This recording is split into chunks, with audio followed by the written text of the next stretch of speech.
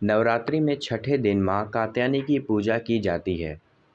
इनकी उपासना और आराधना से भक्तों को बड़ी आसानी से अर्थ, धर्म, काम और मोक्ष चारों फलों की प्राप्ति होती है। उसके रोग, शोक, संताप और भय नष्ट हो जाते हैं। जन्मों के समस्त पाप भी नष्ट हो जाते हैं। इस देवी को नवरात्रि में छठे दिन पूजा जाता है। कात्य गोत्र में विश्व प्रसिद्ध महर्षि कात्यायन ने भगवती पराम्बरा की उपासना की, कठिन तपस्या की। उनकी इच्छा थी कि उन्हें पुत्री प्राप्त हो। माँ भगवती ने उन्हें घर की पुत्री के रूप में जन्म लिया, इसलिए यह देवी कात्यायनी कहलाई। इनका गुण शोध कार्य है, इसलिए इस वैज्ञानिक युग में कात्यायनी का महत्व सर्वाधिक हो जाता है। इनकी कृपा से ही सारे कार्य पूरे हो जाते हैं। ये वैद्यनाथ नामक स्थान पर प्रकट होकर पूजी गई। माँ कात्यायनी अमोघ फलदायिनी है। भगवान कृष्ण को पति रूप में पाने के लिए व्रज की गोपियों ने इनकी पूजा की थी। यह पूजा कालिंदी यमुना के तट पर की गई थी, इसलिए ये ब्रजमंडल की अधिष्ठात्री देवी के रूप में भी प्रसिद्धिष्ट है। इनका स्वरूप अत्यंत भव्य और दिव्य है। ये स्वर्ण के समान चमकीली और भास्वर है। इन देवी की 4 भुजाएं हैं। दाईं तरफ का ऊपर वाला हाथ अभय मुद्रा में है तथा नीचे वाला हाथ वर मुद्रा में है।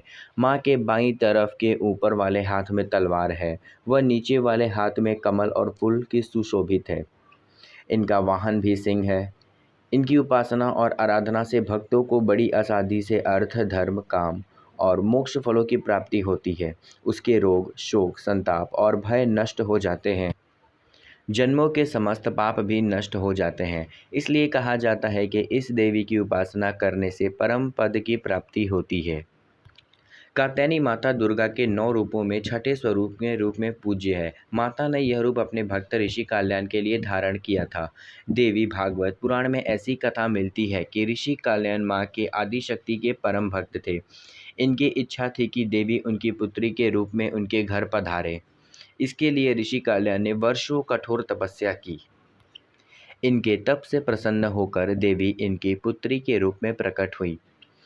कात्यायन की पुत्री होने के कारण माता कात्यायनी कहलाई। सबसे पहले इनकी पूजा स्वयं महर्षि कात्यायन ने की थी। 3 दिनों तक ऋषियों की पूजा स्वीकार करने के बाद देवी ने श्री की विदा लिया और महिषासुर को युद्ध में ललकार कर उसका अंत कर दिया। इसलिए इन्हें महिषासुर मर्दिनी के नाम से भी जाना जाता है। चलिए अब जानते हैं देवी कात्यायनी की पूजा के बारे में। देवी कात्यायनी को ब्रजभूमि की अधिष्ठात्री देवी के रूप में जाना जाता है। ब्रजभूमि की कन्याओं ने श्री कृष्ण के प्रेम को पाने के लिए इनकी आराधना की थी। भगवान श्री कृष्ण ने देवी कात्यायनी की पूजा की थी। देवी कात्यायनी को मधुयुक्त पान अत्यंत प्रिय है। इन्हें प्रसाद रूप में फल और मिठाई के साथ शहद युक्त पान अर्पित करना चाहिए। देवी कात्यायनी की पूजा का मंत्र और लाभ भी जानते हैं। माता का प्रभाव कुंडलिनी चक्र से आज्ञा चक्र पर है। नवोग्रह माता कल्याणी शुक्र को नियंत्रित करती हैं। इनकी साधना और भक्ति से वैवाहिक जीवन की सुख की प्राप्ति होती है। जिनके विवाह में बाधा आ रही है वो विवाह की बाधा मत कात्यायनी दूर करती हैं। चंद्र हसुरज बलकार शार्दुलवर वाहना कात्यायनी सुसंभवा देवी दानव धातिनी। इस मंत्र से देवी का ध्यान करके नवरात्र के छठे दिन देवी की पूजा करनी चाहिए। आज चैत्र नवरात्रि का छठा दिन है। इस दिन माँ कल्याणी की पूजा करी जाती है। माँ कात्यायनी का जन्म कात्यायन ऋषि के पर घर हुआ था।